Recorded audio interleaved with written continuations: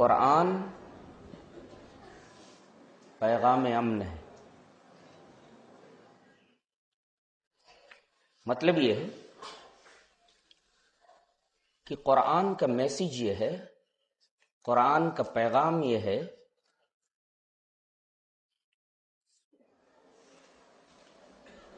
کہ قرآن کے ماننے والے امن و شانتی کے علم بردار بنے، جہاں رہیں خود امن و شانتی کے ساتھ رہیں اور دوسروں کو امن و شانتی کے ساتھ رہنے دیں۔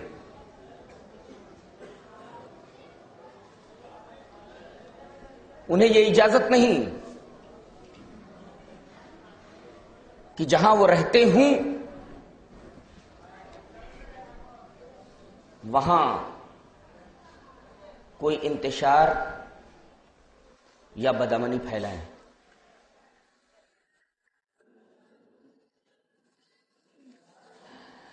آپ کو سن کر حیرت ہوگی کہ اللہ تبارک و تعالی کی 99 صفتوں میں سے ایک صفت مومن بھی ہے۔ اللہ نے ارشاد فرمایا هو اللہ الذی لا الہ الا هو عالم الغیب والشہادۃ هو الرحمن الرحیم هو اللہ الذی لا الہ الا هو الملک القدوس السلام المؤمن المہیمن العزیز الجبار المتکبر سبحان اللہ عما یشرکون۔ ان آیات میں اللہ تبارک و تعالیٰ کے کچھ نام، کچھ اسما، کچھ صفات گنائے گئے ہیں۔ ان صفات میں سے ایک صفت مؤمن بھی ہے۔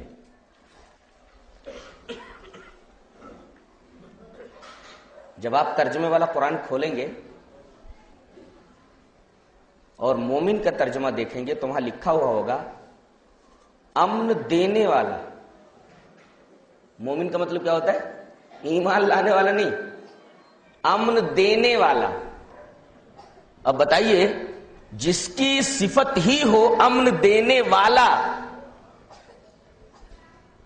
وہ کوئی ایسی کتاب نازل کرے گا جو بدامنی پھیلانے والی ہو؟ اگر کوئی ایسی کتاب دے دے جس میں بدامنی کی تعلیم ہو تو اس کا نام مومن کیسے ہو سکتا ہے؟ حیرت انگیز بات نہیں ہے؟ جو لوگ اعتراض کرتے ہیں کہ قرآن فتنوں کو ہوا دیتا ہے، قرآن ذات پات کی بات کرتا ہے،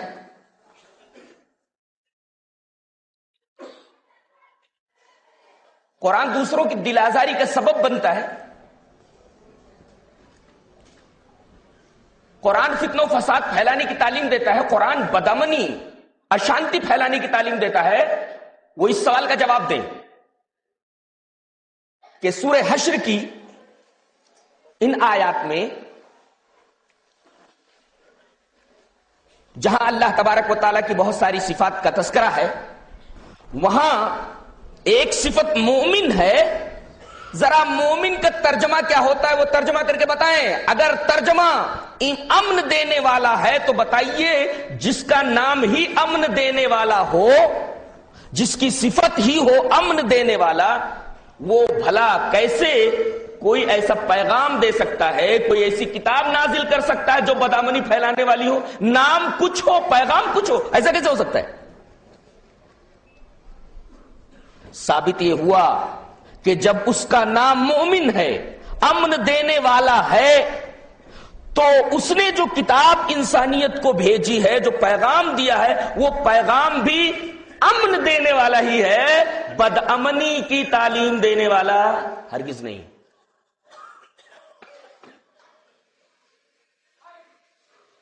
ورنہ اس سوال کا جواب دیں کہ اللہ تبارک و تعالیٰ کی ایک صفت مومن کا تذکرہ کیوں ہے قرآن حکیم میں؟